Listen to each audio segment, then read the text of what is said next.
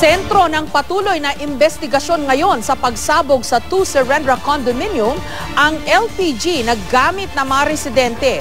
Bukod sa centralized ang supply nito o hindi nang gagaling sa karaniwang mga LPG tank, tinitignan din kung odorless ito o yung walang halong mabahong kemikal katulad ng sa ordinaryong mga tangke ng LPG para sana mas madaling na-detect kung may tagas o leak. May report si Rafi Tima.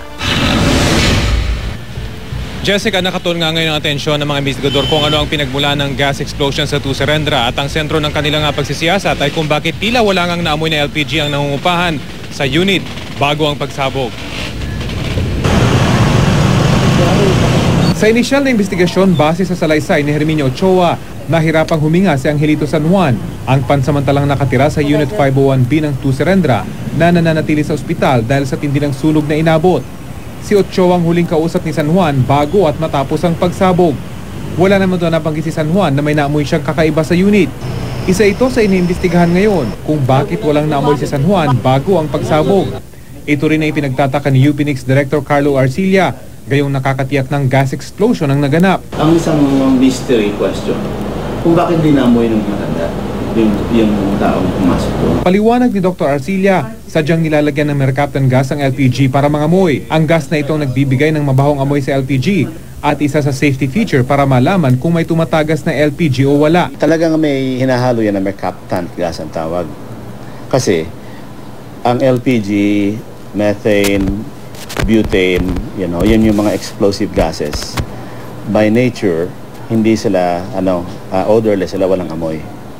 So, ginagawa yan as a safety measure. Kapag napatunayang walang mercaptan gas ang LPG na sinusupply sa 2 Serendra, posible umano itong paglabag sa regulasyon. Nasa reglamento natin yan na dapat may ethyl mercaptan ang LPG bilang hudyat or bilang signal na may sumisingaw. Base sa kalkulasyon ng UPNIX, 34 cubic meters ng LPG ang posibleng makapagdulot ng pagsabog ng tulad ng nangyari sa 2 Serendra.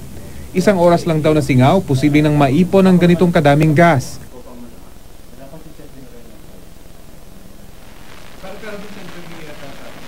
Ang UPNIX, Jessica, isuriin ng mga investigador ang nakasara pa ring centralized gas distribution system sa 2 Serendra para malaman kung may nakahalong mercaptan gas sa kanilang LPG o wala. Jessica? Okay, I understand, Rafi, hindi lang naman itong 2 Serendra ang gumagamit ng centralized LPG, kundi halos lahat ng mga building dyan sa Bonifacio Global City, di ba?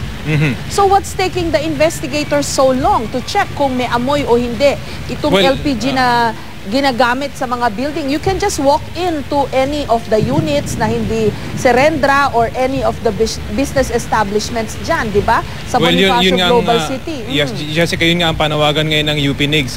Bukod dun sa pagpasok ka sa mga individual units at i-check kung meron ngang amoy yung kanilang LPG, madali lang naman daw i-check dun sa nakasarang piping system ngayon ng 2 Serendra para naman matiyak na ito nga yung mga papunta dun sa mga sumabog na unit.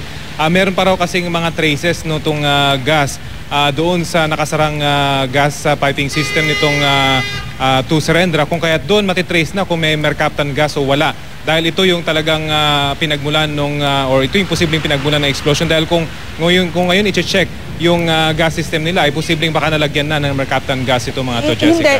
Hindi, kahit hindi Serendra, Rafi, kasi iisa lang naman yata ang supplier ng gas dyan, ang LPG, di ba, sa buong Bonifacio Global City. So, just initially to check kung may amoy ba o wala itong sinusupply na LPG sa BGC o Bonifacio Global City.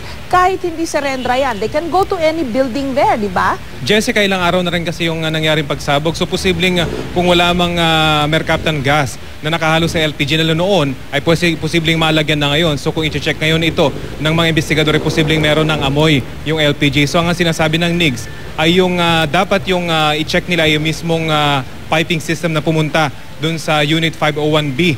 At dahil meron pa raw traces ito, bagamat nakasarado na ito mula pa noong nakaraang Biyernes, wala nung mangyaring yung pagsabog, ay makikita pa kung may mercaptan gas sa mga ito. So yun daw ang dapat i-check ng mga investigador, kasi Jessica. Matagal nang nangyari ito May 30 pa ito, di ba?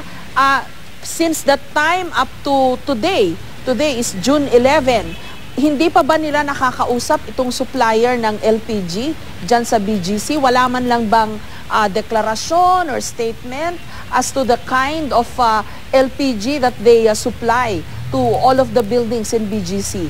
Yun, Jessica, ang impormasyong wala pa tayo sa ngayon dahil ang sinasabi ng mga investigador ay tatapusin nila yung lahat ng aspeto ng investigasyon at isang aspeto lamang daw yung pag-check kung may odor nga o wala yung gas na sinusupply nitong Bonifacio gas. Ang isa sa mga aspetong tinitingnan nila ay kung saan nagmula sa piping system yung posibleng leak para pagmula nitong pagsabog, Jessica. So, yung mga detalye kung meron ngang odor ito ay posibleng lumabas na kapag natapos na yung kanilang investigasyon at hanggang hindi pa raw ito natatapos at nakukumpleto, katulad nung pagpapalabas nila ng determination kung bomba ba ito o isang gas explosion, ay kanila daw isisiwalat kapag nakumpleto na yung kanilang pag-aaral, Okay, ang Jessica. problema, Rafi, ang tagal ng usad ng investigasyon. Naintindihan natin, they're being careful, di ba?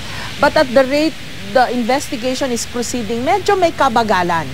Yes, Jessica, yun nga din ay pinagtataka ng UP NICS, lalo pat yung Juan Serendra, kung saan wala namang nangyaring pagsabog na dito, ay pinasara na yung kanilang gas piping system dahil apparently ay nakakabitin ito dun sa piping system na pumupunta dun sa 2 Serendra. So, nagtataka rin itong mga nakausap kung bakit yung mga nasa 2 Serendra ay pina-evacuate na, pero yung mga nasa 1 Serendra ay hindi pa pina-evacuate, bagamat wala pa namang extensive na examination kung meron ding gas leak dito. So, itong mga bagay na to, Jessica, ay hindi pa nga malinawan hanggat hindi lumalabas yung final report ng investigating panel, Jessica. Okay, maraming salamat, Rafi Tima.